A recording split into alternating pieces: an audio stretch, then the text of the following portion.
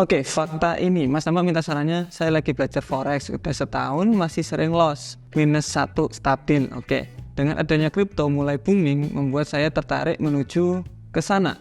Apakah saya harus mengikuti itu juga? Apa saya fokus aja di forex? Oke, sebenarnya gini, trading forex, trading kripto, trading saham itu kita untuk nyari apa sih sebenarnya? Profit.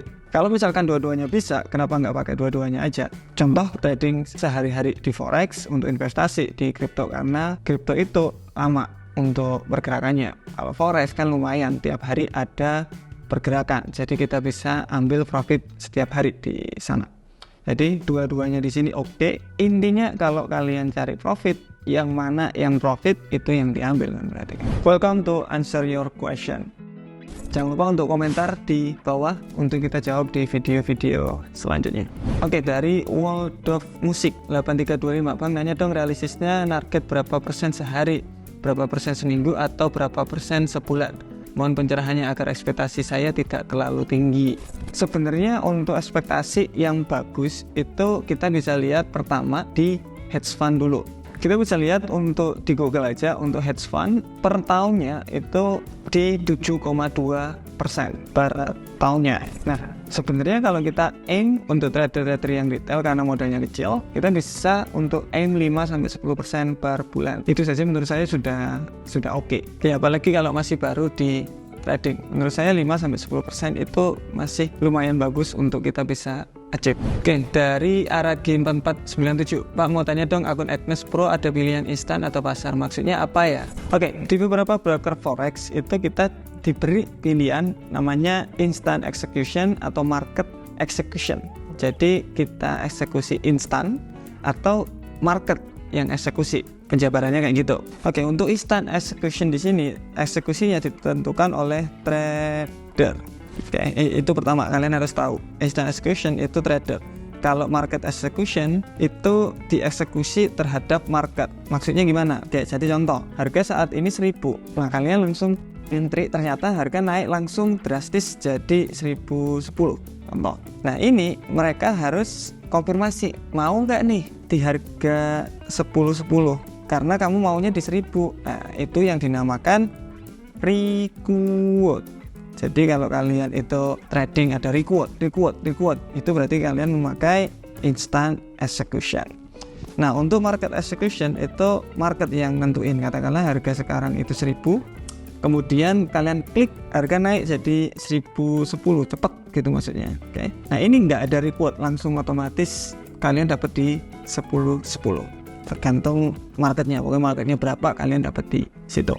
Enak yang mana? Kalau menurut saya enak yang di market execution. Kalau di sini kelamaan. Nanti kalau harga bergerak nggak sering, cuma terkadang kalau memang cepat gitu, apalagi ada news gitu, itu sering banget ini reward. Kalau yang di sini nggak ada reward, tapi biasanya ada namanya slippage, spread melebar, plus minus lah. Oke, dari Al8487, bagaimana pendapat tentang WikiFX yang kompetisi demo dapat hadiah? Sebenarnya kalau masalah demo dapat hadiah itu nggak cuma di WikiFX saja loh, ada banyak beberapa broker yang bikin kompetisi, serius banyak. Dulu ada FVS, sekarang kalau nggak salah macam-macam, sekarang cari aja di kompetisi forex trading atau kompetisi demo account forex trading, itu banyak kok, serius. Nah, sebenarnya di sini yang perlu kita tekanin itu ada namanya skill. Jadi kita kalau udah dapat skillnya, kita udah pinter cari uangnya di forex trading di sini, kalian mau ikut kompetisi ya, atau kalian nggak punya modal katakanlah, tapi punya skillnya, kalian udah trading modal kecil terus menerus stabil selama 2 tahun, bagus banget pergerakannya. Ini sebenarnya menurut saya skillnya udah dapat, cuma modalnya nggak ada kan gitu. Ada beberapa cara untuk mendapatkan modal sebenarnya. Yang pertama trading sendiri, jadi modal kecil jadi modal besar kan susah, enggak juga. Cari aja Rizky Aditama My FX Book di Google, nanti pilih aja yang paling awal. Katakanlah saya hanya punya modal 3 juta, ya udah ini ada 3.300.000, profit di 57 juta dalam beberapa minggu. Jadi kalau kita dapat skillnya itu kita enak mau ngapa-ngapain. Itu pertama. Kemudian kalian bisa daftar namanya funded trader, nanti ada tesnya. Kalau tesnya itu lulus berarti kalian bisa trading dengan mereka, dengan uang mereka. Nanti untuk profitnya bisa split berapa persen. Dan ingat, sekarang informasi itu banyak, jadi harusnya tidak membuat Anda itu kayak saya nggak bisa belajar nih, itu seharusnya udah nggak ada. Yang ada itu namanya malas. Oke, dari Dwi Handoko, Mas Tama, aku mau tanya, apakah kita bisa jadi profesional trader cuma dari belajar YouTube atau sosial media yang lain? Terus kita backtest tanpa ada teman atau relasi yang kita punya dan money management yang bagus? Jawabannya adalah 100% bisa, Pak. Ada beberapa skill yang memang tidak bisa di YouTube. Yes, kayak skill seperti dokter bedah. Nggak mungkin kalian cuma lihat YouTube aja jadi dokter bedah, karena harus latihan dan lain-lain. Tapi di trading di sini bisa, 100% bisa. Karena informasi sekarang di dunia maya ini banyak sekali. Tugas kita itu bukan menyerap informasi sekarang, tapi menyaring informasi. Karena informasi banyak sekali, kita harus saring mana yang bagus, mana yang tidak bagus. Dan untuk masalah teman dan relasi yang sudah profitable bagus, itu memang kayak privilege. Kalau kita punya teman yang udah profitable lama, kita tinggal ikut aja. Tapi zaman sekarang kalian bisa lihat di YouTube saya juga, kalian bisa lihat edukasinya, kalian bisa lihat live tradingnya Senin sampai Jumat jam 7 malam, pagi siang malam juga ada. Jadi sudah nggak ada lagi kalau dibilang kesusahan untuk belajar. Dari Avisans, Mas, kalau scalping itu biasanya paling enak sesi apa ya? Asia apa New York? Sebenarnya yang paling enak di New York karena pergerakannya kencang, tetapi waktu New York itu terkadang ada berita yang membuat scalpingan kita nggak bagus. Nah, jadi ketika ada berita kencang, jangan scalping, bahaya. Yang saran saya itu di jam 2 siang.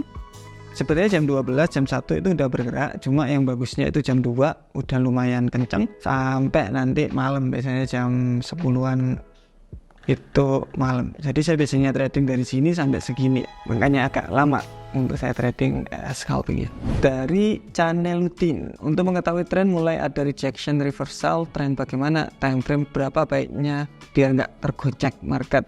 Sebenarnya untuk tren itu Bapak harus lihat satu time frame aja. Saya hanya mau lihat di time frame H1 saja, contoh. Berarti kalian juga bisa lihat, oke, harga itu naik, turun, naik, turun, naik, turun, naik, lebih rendah lagi. Kemudian tren lain juga ini ke break. Oke, berarti tren sudah mulai berubah.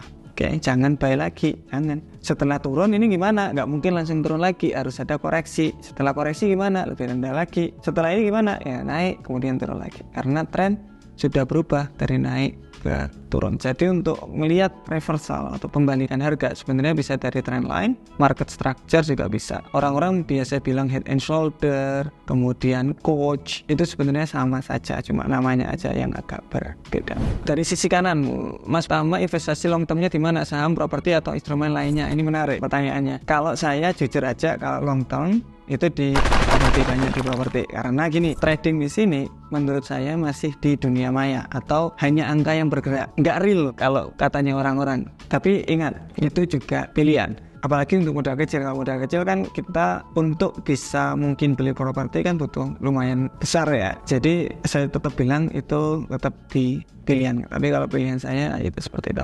Oke, dari KIT7, Mas Tama saya mau nanya tentang trader yang posisi kayak jemuran. Layering itu mereka menggambarkan resiko atau memang resiko mereka. Contoh modal 1000 pakai lot 0,5 bisa sampai 10 lebih posisinya, itu sama aja 5 lot kan. Trader menggunakan cara seperti itu memang mereka lihat hampir jarang sekali loss. Saya lihat profitnya bombastis. Kalau ingin menerapkan gaya trading seperti itu, resiko maksimal kira-kira 50% dari modal kali ya. Dan satu lagi saran dari saya, khususnya orang yang bertanya Ayaki, itu lebih bagus pakai hashtag deh. Kalau pakai hashtag saya jamin orang yang nanya serius. Terima kasih. Oh, menarik ya. Jadi komentar pakai hashtag Ayeki itu kelihatannya lebih menarik. Oke, thank you untuk sarannya. Nah, Bapak bisa lihat untuk trading challenge kita itu sama seperti yang Bapak deskripsikan. Trading challenge di sini ada beberapa episode. Nanti Bapak bisa lihat ini yang dari $100, nanti ada yang dari $200, atau ada yang lebih rendah lagi. Nanti kita lihat lagi untuk kedepannya di trading challenge. Jangan lupa untuk subscribe berarti kalau kayak gitu. Oke, kalau menurut saya trading itu ada beberapa macam cara. Ada yang satu kita taruh swing trading selesai, ada yang langsung scalpingan, nggak ada swing trading juga ada, tapi resikonya kejaga 1-2%. Ada yang model cara yang saya terbaru. Jadi ada swing trading, ada yang scalping trading. Yang di sini yang memang untuk tenang. Jadi kita taruh, kita biarin. Kemudian yang scalping itu bisa untuk katakanlah modal saya itu 1 miliar, berarti 1 jutanya saya taruh di sini. Resiko tetap terjaga, cuma resikonya bukan 1-2%. Kalau di sini 1-2%, mungkin di sini di 10 atau di 5% per tradingnya. Dan itu bisa layering karena kita ekspektasi modal kita 1M, kita hanya modal di trading 1 juta. Jadi nggak terlalu banyak. Tapi dari 1 juta di situ kita bisa rubah ke 30 juta. Ini kalian bisa cek di My Effect Book saya. Dan itu iya bisa, tergantung skillnya. Saya tetap bilang skill ini penting. Kalian harus skillnya dulu dapat, baru kalau mau main-main seperti ini, mau money management kayak gini kayak gitu, terserah. Yang penting skillnya dapat, kalian bisa make money di trading. Thank you, see you tomorrow, bye bye.